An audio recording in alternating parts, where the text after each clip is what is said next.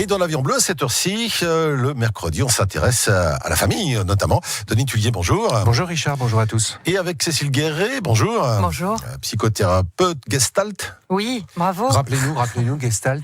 La Gestalt, on s'intéresse à la relation en fait entre la personne avec l'environnement, donc autant les individus qui l'entourent que la nature, que dans le cadre de la thérapie, le thérapeute. Vous auriez pu intervenir pour l'éolien alors?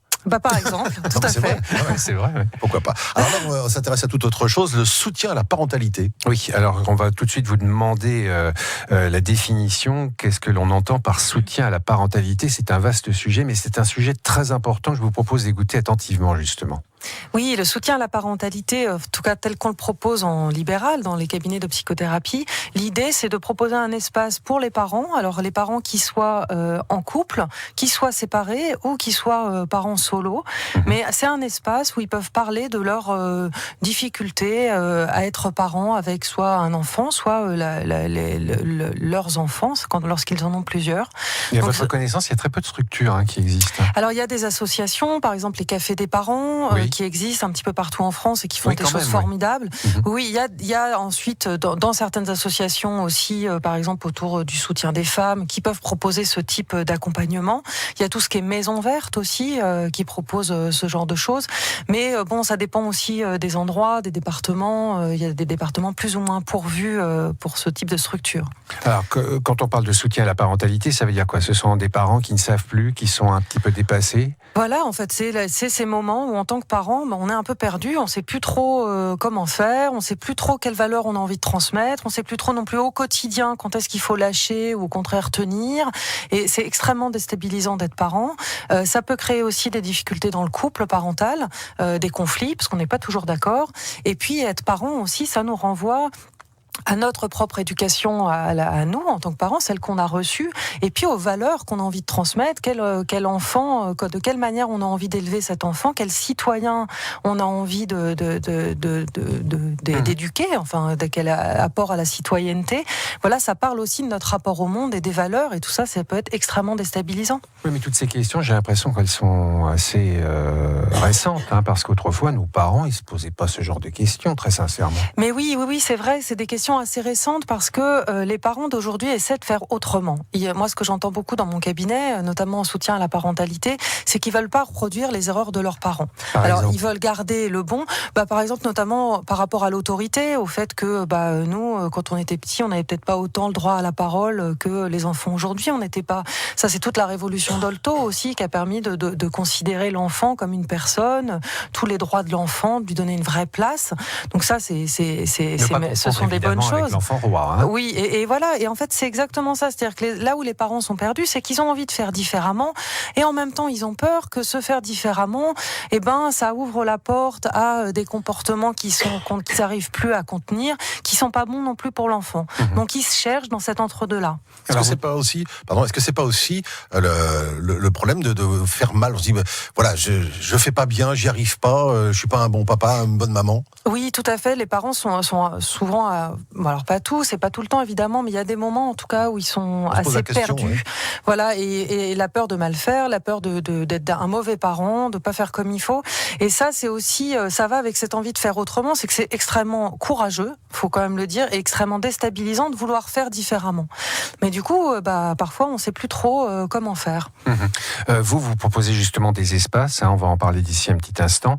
Vous proposez des espaces pour ces parents, pour les aider à y voir clair. Vous êtes maman vous-même, peut-être que vous pouvez prendre exemple sur vous-même d'ailleurs. Oui, moi je vois bien aussi en tant que parent comme c'est difficile, et comme on est perdu, et même en tant que psy, évidemment, on n'a pas toutes les clés, donc c'est important d'avoir un espace pour pouvoir détricoter un petit peu tout ça et voir un petit peu plus clair. Donc on va détricoter.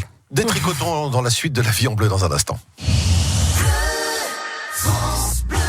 France Bleu Touraine. En compagnie de Denis Tullier et Cécile Guéret, psychothérapeute Gestalt, on parle du soutien à la parentalité, Denis. Oui, c'est-à-dire qu'en fait, on vient en aide aux parents qui sont un petit peu perdus, qui sont un petit peu dépassés, qui sont fatigués aussi et qui ne savent plus, qui n'arrivent plus à trouver de schéma dans leur éducation de leur enfant. On le rappelle, ça s'adresse à des couples, bien sûr, mais ça s'adresse aussi à ce qu'on appelle les familles monoparentales. Oui. Donc, vous organisez des choses, vous, Cécile? Oui, enfin, je reçois les parents qui me le demandent. Alors, des parents qui soient en couple cabinet, ou séparés, dans mon cabinet exactement, ou les parents solos, parce que aussi ça permet d'avoir un temps. Et c'est vrai que quand on est parent, on n'a pas beaucoup ce temps, on prend pas forcément ce temps-là, parce qu'on n'a pas beaucoup, un temps pour pouvoir se poser et regarder ensemble ce qui peut se jouer pour nous dans le rapport à la parentalité, le rapport avec nos enfants, ou le rapport, ce qui peut se jouer aussi entre les deux membres du couple, sur les différences d'éducation, par exemple, parce qu'évidemment, on n'est pas toujours d'accord, et c'est très bien de ne pas être toujours d'accord. Et donc ça permet aussi d'avoir cet espace-là où on peut se poser tranquillement dans un endroit de sécurité, où ce qu'on dit est confidentiel. C'est à l'écart des enfants, c'est à l'écart de la maison, et c'est un temps pour soi, pour regarder tout ça. Je suis en train de penser à quelque chose d'essentiel. On dit souvent qu'un couple qui a un enfant, son premier enfant, en fait, la majorité des disputes, des conflits au sein du couple, la cause, c'est les enfants.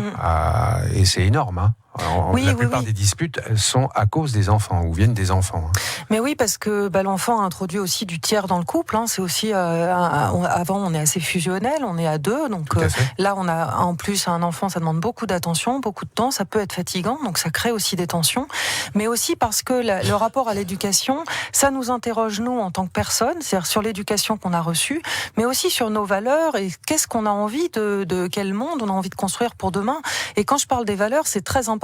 C'est-à-dire que c'est aussi, avoir un enfant, c'est aussi se poser la question de qu'est-ce que c'est une femme, qu'est-ce que c'est un homme, quelles valeurs je transmets à mon petit garçon. Est-ce que mon petit garçon, je lui dis t'as pas le droit de pleurer, faut être un homme mon fils, ou est-ce que j'autorise à montrer ses émotions, quelle peur ça peut créer pour moi. Et une petite fille, on a les mêmes questions, une petite fille, est-ce qu'elle a le droit de parler fort, de grimper aux arbres?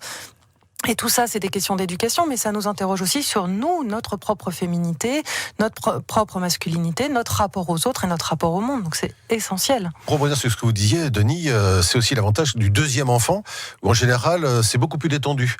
Pour l'éducation, parce qu'on a l'exemple du premier, donc on ne fait pas les mêmes erreurs, on ne s'engueule pas pour les mêmes choses, on s'engueule moins en général d'ailleurs avec le deuxième, parce que du coup, on a déjà le mode d'emploi, un mode d'emploi en tout cas, et une routine entre guillemets. Alors attention, il y a une question de personnalité aussi. Aussi, bien sûr. Exactement, parce que c'est vrai que du coup, sur les questions très concrètes, par exemple, on est moins stressé sur les nuits ou les repas. Ça. La gestion quotidienne des enfants, parce que c'est vrai qu'on l'a déjà fait, donc c'est moins inquiétant. Mais ce qui est très intéressant aussi avec le deuxième enfant, c'est qu'on se rend compte que c'est une personne à part entière. Et que ce qui a fonctionné pour le premier ne fonctionne pas forcément pour le deuxième. Et que cet enfant-là, il vient nous chercher aussi à des endroits différents, à des vulnérabilités qui sont pas les mêmes. Et donc, il y a aussi des questions très différentes qui peuvent se poser avec le deuxième, le troisième, le quatrième enfant. Est-ce que les parents ont un problème justement, puisqu'on parle de gestion, c'est un terme très à la mode, mais est-ce que les parents, par exemple, ont un gros problème avec l'autorité, avec le fait de donner un cadre aussi à un enfant, parce que ça fait partie de l'éducation, le non, par exemple. Est-ce qu'ils ont des problèmes avec ça dans cette société d'aujourd'hui ? Je ne sais pas s'ils ont des problèmes. Je dirais qu'en tout cas, ils se posent des questions sur la question des limites, la question du non.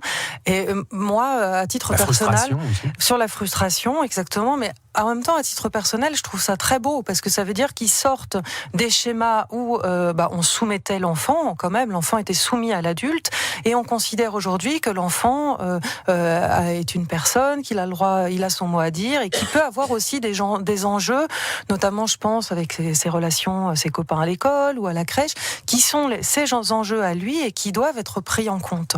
Donc, en même temps, c'est bien parce que ça veut dire que les parents, ils sont plus dans un schéma complètement fermé et monolithique. Ils essayent de faire autrement. Mais faire autrement, c'est sûr que ça met en insécurité, qu'on peut se sentir être un mauvais parent. Donc c'est ça aussi qui est intéressant dans les espaces de soutien à la parentalité, c'est qu'on regarde ensemble, en dehors de tous ces modèles, de toutes ces injonctions de quel bon parent il faudra être. Est-ce que c'est être le parent de la parentalité positive, avec tout ce que ça apporte de bon, mais aussi de modèles qui peuvent être parfois difficiles à s'approprier pour les parents, ou est-ce que c'est être parent comme nos parents, avec une éducation un peu plus stricte et monolithique, carré, Dans les espaces de soutien à la parentalité, on met tout ça à plat et les parents, ils regardent qu'est-ce qui leur parle, qu'est-ce qui est bon pour eux et quels parents ils ont envie d'être avec cet enfant-là. Si vous voulez en savoir plus sur le soutien à la parentalité, n'hésitez pas à nous appeler au 02 47 38 10 20 avec votre autorisation, bien sûr, Cécile Guéret. On garde vos coordonnées si des parents ont besoin de vous. Justement. Avec plaisir. France Bleu Touraine.